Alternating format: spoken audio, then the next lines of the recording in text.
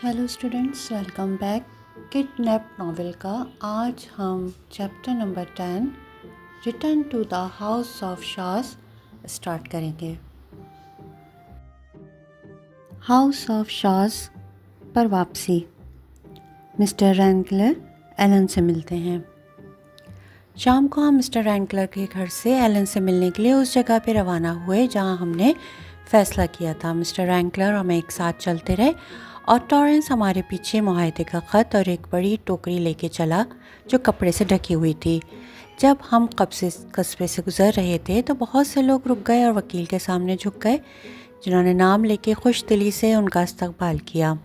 आखिरकार जब हम बहुत से घरों के आगे से गुज़र चुके और हाउस इन पहुंच गए जहां कैप्टन हॉजिसन से मेरी पहली मुलाकात हुई थी।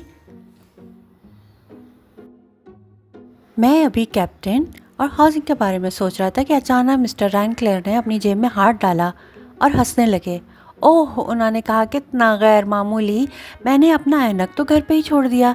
जैसे ही उन्होंने ये कहा मुझे उनकी वजह समझ में आ गई कि उन्होंने मुझे एडनबरा में टॉरेंस को पहचानने में नाकाम होने की कहानी क्यों सुनाई थी और मुझे क्यों बताई थी। मैं जानता था अगर वो वाकई अपना चश्मा भूल गए थे तो उन्होंने जानबूझकर ऐसा किया था। अब वो एलन से बात कर सकेंगे और एलन हमारी मदद कर सकेगा। लेकिन अगर उसके बाद किसी ने मिस्टर रैंकलर से पूछा कि क्या उन्होंने जैक बाइट एलन ब्रैग को देखा है जिस पर कत्ल का शुबा था, तो वो बिल्कुल सच्चाई से नहीं कह सकते थे। वो अदालत में हल्फ भी उठा सकते थे। ये बहुत होशियार मंसूबा था। मुझे ये थोड़ा अजीब लगा। ताहम जब हम शहर से गुज़र रहे थे तो वकील गली में बहुत से लोगों को पहचानने में कामयाब हो गए थे। मुझे यकीन था कि उनकी नज़र इतनी ख़राब नहीं थी जितना वो दिखावा कर रहे थे। एलन ने मिस्टर रैंकलर से मुलाकात की। जैसे ही हम हाउस इन से गुज़रे हमने अपनी पोजीशन संभाल ली। मिस्टर रैंकलर पीछे चले गए, टॉरेंस और मैं आगे चल दिया। मैंने हाईलैंड की धुन सीटी बजाई। थोड़ी देर बाद एलन ने भी वही धुन बजाई और एक झाड़ी के पीछे से निकल आया। वो यहाँ छुपने के बाद थोड़ा गुस्से में था। उसने एक सराय में बहुत नाकस खाना खाया था और वो बहुत थका हुआ भी था। जब उसने मेरे कपड़े देखे और मेरा मंसूबा सुना तो उसकी आंखें चमकने लगीं और वो ज़्यादा खुश हो गया। उसने कहा कि ये एक बहुत अच्छा ख़याल है और मैं उसको अंजाम देने में आपकी मदद करने के लिए बिल्कुल सही आदमी हूँ। अब हमें कोई वक्त ज़ाया नहीं करना चाहिए। मुझे लगता है कि आपका वकील मुझे देखने के लिए बेचैन है। मैंने मिस्टर रैंकलर को पुकारा जो खड़े थे वहाँ पर चले आए। मैंने उनका एलन से तारुफ करवाया और कहा, ये मेरा दोस्त है मिस्टर थॉमसन। आपसे मिलकर बहुत खुशी हुई मिस्टर थॉमसन, वकील ने कहा, लेकिन मुझे आपको बताना ज़रूरी है कि मैं हिमाकत में अपनी ऐनक अपने साथ लाना भूल गया हूँ। हमारा दोस्त मिस्टर डेविड आपको बताएगा कि मैं अपने ऐनक के बगैर तकरीबन अंधा होता हूँ, तो प्लीज़ नाराज़ ना हो अगर मैं आपको ना पहचान सकूँ। मिस्टर रैंकलर ने सोचा कि ये बात एलन को खुश कर देगी, लेकिन इसके बजाय हाईलैंडर काफ़ी नाराज़ था। उसे मिस्टर थॉमसन कहाँ जाना पसंद नहीं आया। वो इतना ख़राब था कि उसने सोचा कि ये तो तौहीन है। वकील को मालूम नहीं था कि वो मशहूर एलन ब्रैग है। ठीक है जनाब, उसने आखिर में कहा, मुझे लगता है कि इससे कोई फ़र्क नहीं पड़ता कि आप मुझे ठीक से नहीं देख सकते। इस बात पर गौर करते हुए कि आज रात के बाद शायद हम दोबारा कभी नहीं मिलेंगे, मुझे यकीन है कि हम में कुछ भी एक जैसा नहीं है। ताहम मुझे ये बताने और इसके बारे में शाइस्ता होने के लिए कि मैं आपका शुक्रिया अदा करता हूँ। कितने अच्छे हैं आप मिस्टर थॉमसन, मिस्टर रैंकलर ने कहा। अब हमें हाउस ऑफ शास तक अपनी चहलकदमी जारी रखनी चाहिए। आप और मैं साथ चलेंगे और डेविड और टॉरेंस हमारे पीछे चलेंगे। उनके बोलने के बाद मिस्टर रैंकलर और एलन चलने लगे। वो सरगोशियों में और टॉरेंस और मैं एक दूसरे से बात कर रहे थे और उनके पीछे पीछे चल पड़े। एलन दरवाज़े पे दस्तक देता है। शाम के 10 बजे के बाद काफ़ी वक्त हो चुका था जब हमने शाम का ऐवान देखा। ये एक तारीख ठंडी रात थी जिसमें खुशगवार हवा थी। घर के किसी हिस्से में रोशनी नहीं थी। अंकल एबिनेज़र यकीनन बिस्तर पर जा चुके होंगे। ہم نے ایک بار پھر آپس میں سرگوشی کی اور پھر وکیل اور ٹورنس اور میں بہت خاموشی سے گھر کی طرف گئے اور دیوار کے پیچھے چھپ گئے۔ ایلن ہمت سے چلتا ہوا دروازے تک پہنچا اور دستک دینے لگا۔ کافی دیر تک ایلن دروازے پہ دستک دیتا رہا۔ اس کی بازگشت پورے محلے میں سنائی دے رہی تھی، لیکن دروازے پر کوئی جواب دینے نہیں آیا۔ آخرکار میں نے کھڑکی کے کھلنے کی آواز سنی اور مجھے لگا کہ میرے چچا یہ دیکھنے کے لیے باہر تلاش کر رہے ہوں گے کہ یہ کون ہے۔ وہ ضرور دیکھ لیں گے کہ ایلن کھڑا ہوا ہے سیڑھیوں پر، لیکن وہ ہمیں نہیں دیکھ پائیں گے۔ وہ سوچیں گے کہ وہاں صرف ایک آدمی ہے۔ تم کیا چاہتے ہو؟ انکل ایبینیزر نے پوچھا۔ کیا کرتے ہو رات کے اس وقت میرے دروازے پہ دستک دینے کا مطلب؟ میں رات کو کاروبار نہیں کرتا، تم جانتے ہو۔ یہ کیا ہے؟ میں آپ کو خبردار کرتا ہوں، میرے پاس بندوق ہے۔ تم کون ہو؟ ایلن نے کہا، مجھے آپ کو اپنا نام بتانے کی ضرورت نہیں ہے مسٹر بالفور، مہربانی کر کے اپنی بندوق ہٹا دیں۔ میں آپ کے پاس آیا ہوں ڈیوڈ کے بارے میں آپ سے بات کرنے کے لیے۔ ڈیوڈ؟ میرے چچا نے دہشت سے پکارا۔ کیا تم چاہتے ہو کہ میں تمہیں اس کا باقی نام بتاؤں؟ ایلن نے کہا۔ خاموشی چھا گئی۔ پھر میرے چچا نے کہا، میرا خیال ہے کہ تم میرے گھر میں آؤ۔ انہوں نے کہا، نہیں شکریہ۔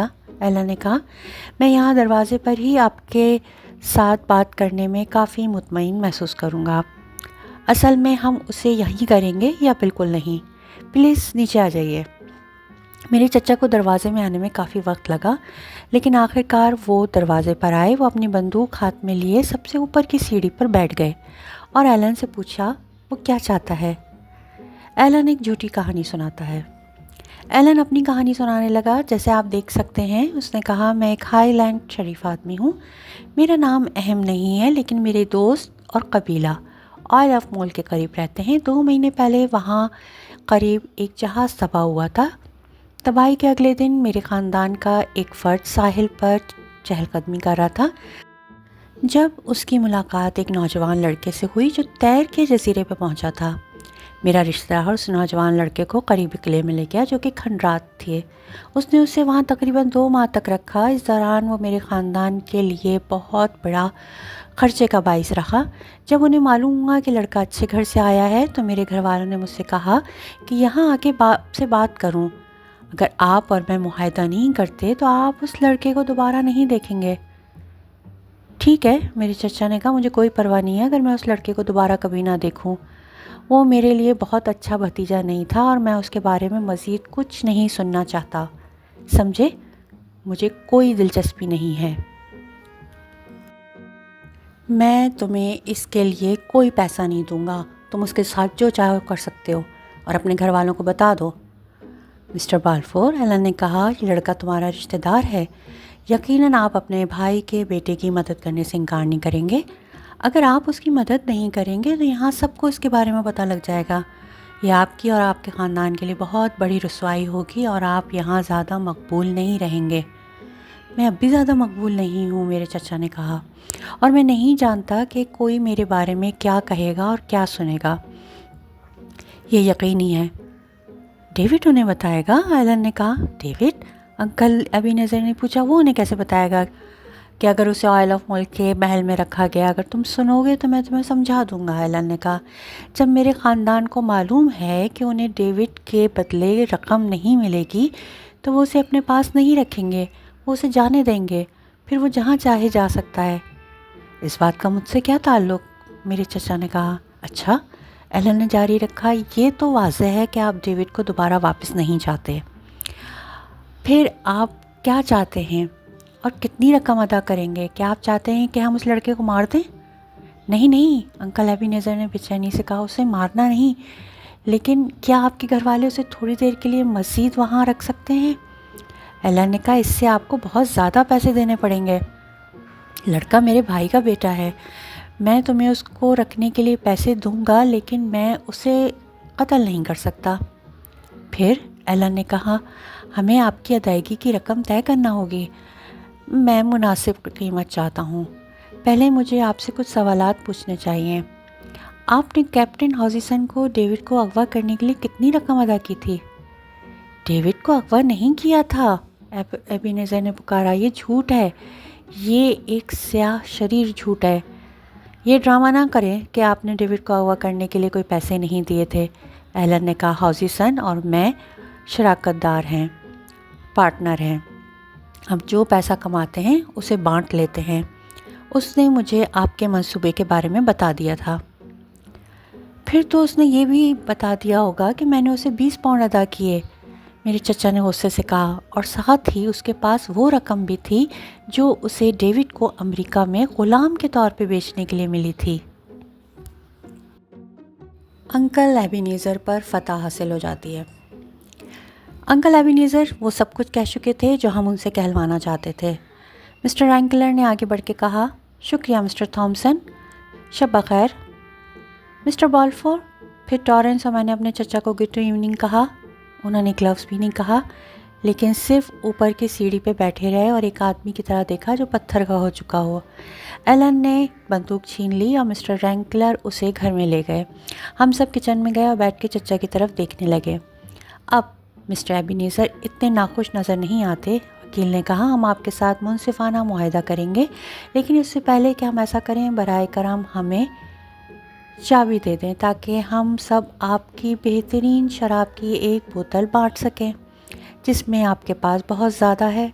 پھر وہ میری طرف متوجہ ہوئے اور میرا ہاتھ پکڑ لیا۔ مسٹر ڈیوڈ، میں آپ کی خوش قسمتی پہ سب سے پہلے آپ کو مبارکباد دینا چاہوں گا۔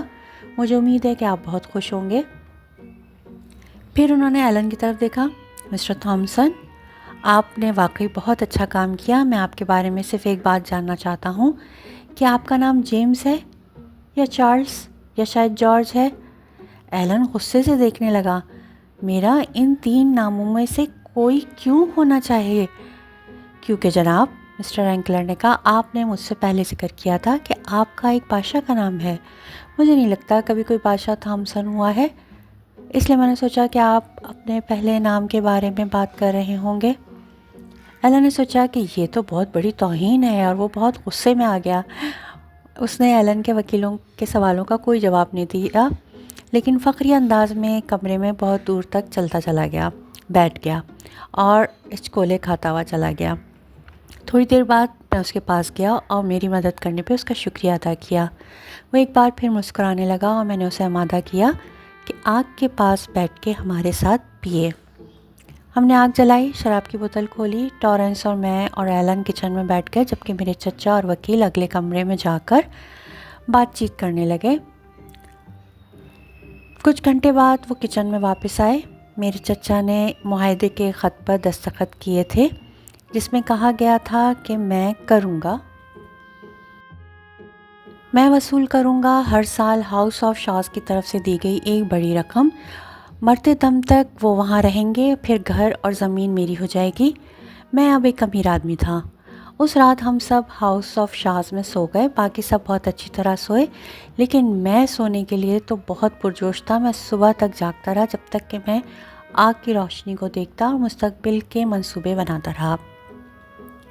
کہانی کا اختتام۔ میری پریشانیاں ختم ہو گئیں، لیکن میں اب بھی 2 چیزوں کے بارے میں پریشان تھا۔ ایلن بڑے خطرے میں تھا، اس کے بغیر میں شاید کبھی ہاؤس آف شاز تک نہ پہنچ پاتا۔ مجھے کسی طرح اس کے فرانس فرار ہونے میں مدد کرنی تھی۔ دوسری چیز جس نے مجھے پریشان کیا وہ ریڈ فاکس اور گلینس کے جیمز اسٹیورٹ کا قتل تھا۔ جیمز جیل میں تھا اور میں جانتا تھا کہ وہ بے قصور ہے۔ اس کے بارے میں کیا کرنا چاہیے؟ میں نے فیصلہ کیا میں ان کے ساتھ مسٹر رینکلر کے گھر جاؤں گا اور ان دونوں معاملات کے بارے میں مشورہ کروں گا۔ میں نے اگلی صبح یہ کیا۔ اس نے ایلن کے ساتھ میری ڈیوٹی کے بارے میں مجھ سے اتفاق کیا اور کہا کہ یقیناً اس کو فرانس پہنچنے میں مدد کرنی چاہیے۔ میں آپ کو اپنے بینک میں لے جانے کے لیے خط دوں گا، وہ آپ کو کافی رقم دیں گے۔ مسٹر تھامسن کو جتنی ضرورت ہے وہ دیں۔ اگر ان کے پاس کافی رقم ہے تو وہ فرانس جانے کا بہترین طریقہ جان لے گا۔ جب ہم نے قتل کے بارے میں بات کری تو وکیل نے مجھے اس معاملے میں مداخلت نہ کرنے کا مشورہ دیا۔ انہوں نے مجھے بتایا کہ ڈیوڈ ٹرافالگر کہلانے والا ایک خاص رئیس گلینس کے جیمز اسٹیورٹ سے اپنا بدلہ لینے کی کوشش کر رہا تھا۔ ڈیوڈ ریڈ فاکس کا رشتہ دار تھا اور اسے یقین تھا کہ جیمز اس قتل کا ذمہ دار تھا۔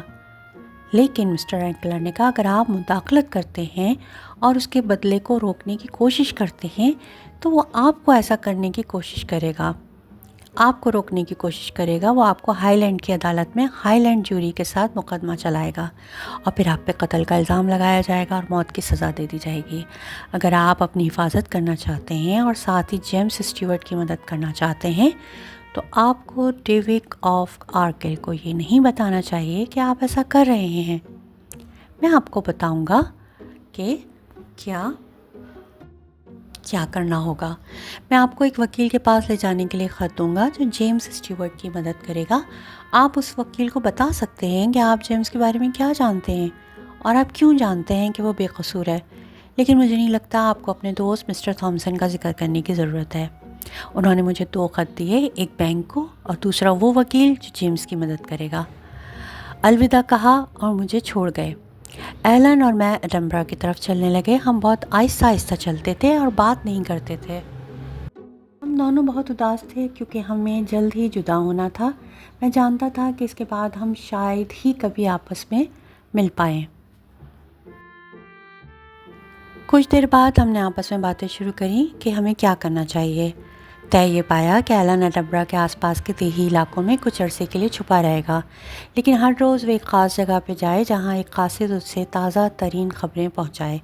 میرا کام وکیل کے پاس جانا تھا جو ایپن کا اسٹیورٹ تھا اور ایلن کا دوست تھا، اور اس سے ایک جہاز تلاش کرنے کو کہنا تھا جو ایلن کو فرانس لے جائے۔ ایلن نے کہا کہ یہ وکیل اس کے فرار کے تمام انتظامات کرے گا۔ ہم نے ان منصوبوں کو بنانے کے بعد ایسا لگتا تھا کہ اس کے بارے میں بات کرنے کے لیے اور کچھ نہیں ہے۔ ہم نے خوش ہونے کی کوشش کری۔ ایلن میرے نئے کپڑوں پہ ہنسا اور میں نے اسے مسٹر تھامسن کہہ کے مذاق اڑانے کی کوشش کری، لیکن ہنسنے سے زیادہ ہم آنسو آ گئے ہماری آنکھوں میں۔ ہم ایڈنبرا کے اوپر ایک پہاڑی کی چوٹی پہ پہنچے۔ میں نے ایلن کو کچھ پیسے دیے۔ ہم کچھ دیر خاموشی سے ایک دوسرے کے سامنے کھڑے رہے۔ اچھا، الوداع، ایلن نے کہا اور ہاتھ آگے بڑھایا۔ الوداع، میں نے بڑی مشکل سے ہاتھ لاتے ہوئے کہا، پھر میں پہاڑی سے نیچے ایڈنبرا میں چلا گیا۔ ہم میں سے کسی نے بھی دوسرے کے چہرے کی طرف نہیں دیکھا اور نہ ہی جب تک کہ وہ کھڑا رہا۔ میں نے ایک بار بھی پیچھے مڑ کے دوست کی طرف دیکھا جب میں جا رہا تھا، لیکن جب میں شہر کے راستے میں پہنچا تو مجھے لگا میں نے کچھ کھو دیا اور اکیلا پن محسوس کیا، اور میں سڑک کے کنارے بیٹھ کے کسی بچے کی طرح رونا چاہ رہا تھا۔ اوکے اسٹوڈنٹس، اس کے ساتھ ہی آپ لوگوں کا ناول کڈنیپڈ کا اردو ٹرانسلیشن آسان زبان میں آپ کو سمجھایا جانا مکمل ہوتا ہے۔ یقیناً آپ کو پسند آیا ہوگا۔ آپ اپنے دوستوں کے ساتھ، کلاس فیلوز کے ساتھ اس کو ضرور شیئر کریں تاکہ وہ بھی اس ناول سے لطف اندوز ہو سکیں۔